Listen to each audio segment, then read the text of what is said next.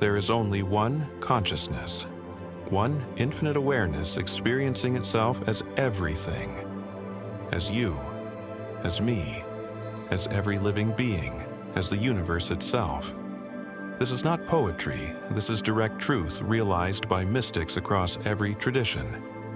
Right now, you're looking through your eyes. I'm looking through mine. We feel separate, distinct, individual. But this is an illusion, a convincing one, but still an illusion. The consciousness looking through your eyes is the same consciousness looking through mine. Think of the ocean and its waves. Each wave appears separate, has its own shape, its own movement. But every wave is the ocean, not separate from it. Just the ocean expressing itself in wave form.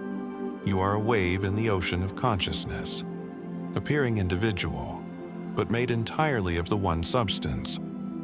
This understanding destroys loneliness. How can you be alone when you are everything? How can you be separate when separation is impossible? The feeling of isolation comes from identifying as the wave and forgetting you're the ocean. That homeless person you pass on the street, that's you experiencing itself as them. That bird singing outside your window, you again, that person you love, you loving yourself. Every interaction is consciousness meeting itself, playing all the roles simultaneously. This isn't meant to be understood intellectually. The mind can't grasp it because the mind is a tool for distinguishing and separating. The mind creates boundaries, labels. This is me, that is you. The mind divides the indivisible, but you are not your mind. You are the awareness in which the mind appears, and that awareness has no boundaries. It's not located anywhere. It's not personal. It's the field in which all experience occurs. Your thoughts, my thoughts, everyone's thoughts, all arising in the same consciousness. Quantum physics hints at this truth. At the deepest level, everything is connected, entangled, not separate. The observer and the observed are one system. Scientists stumble upon this from the outside. Mystics realize it from the inside. Different paths, same destination. When you hurt someone, you hurt yourself. Not metaphorically, literally, because there is no other. When you help someone, you help yourself. When you judge someone, you judge the part of yourself expressing as them. This is why the golden rule appears in every spiritual tradition. But the ego resists this. The ego is the sense of being a separate individual. The ego survives by maintaining boundaries, by insisting on separation. Me versus you, us versus them. The ego can't exist without these divisions. Yet in moments of deep love, the boundaries dissolve. You look into someone's eyes and for a moment, you're not separate. You feel their joy as your joy, their pain as your pain. In those moments, you're experiencing the truth. The illusion of separation temporarily drops. The same happens in nature. Standing before a mountain, watching the ocean, sitting under stars.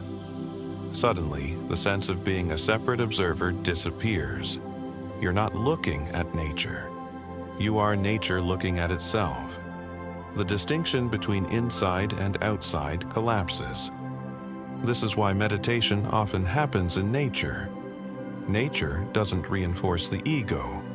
Buildings and cities are human constructions built by the separate self. But nature reminds you of what you are, part of the whole, not separate. Just one expression of the infinite expressing. Animals know this intuitively. Watch a flock of birds move as one organism. They're not thinking about it. They're just one consciousness moving many bodies.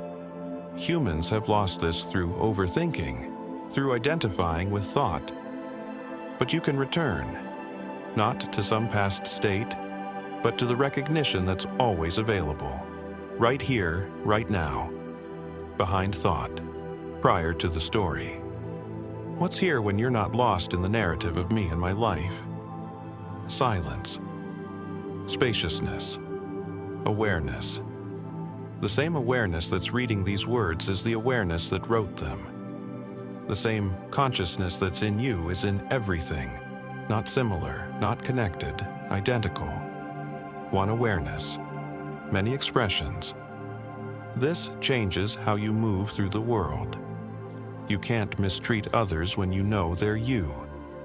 You can't damage the environment when you know you're damaging yourself. You can't live in fear when you know you're the totality. This doesn't mean you become passive. Actions still happen. Life still unfolds. But the motivation changes. You don't act from fear or greed. You act from the recognition of oneness, from love, from the natural impulse to serve the whole, because you are the whole. Compassion becomes automatic, not forced, not practiced, just natural. When you feel someone suffering as your own, how can you not respond? This is true compassion, not pity from a distance, but recognition of shared being. The mystics tried to communicate this for centuries. They used paradox, poetry, silence, because words divide and this truth is beyond division. They said you are God, you are the universe, and people misunderstood, thought it was blasphemy. It's not. It's the simplest truth. Everyone is that. You don't need to believe this. You can't believe your way to realization. You have to see it directly, and you can, right now. Stop reading. Notice awareness. The awareness that's aware of everything. That awareness is not personal. It's not yours. You are it, and so is everyone else. This is the secret, hidden in plain sight. You are not in the universe.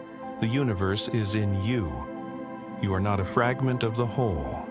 You are the whole appearing as a fragment. You are not searching for God. You are God searching for itself. And the search ends the moment you recognize what you've always been.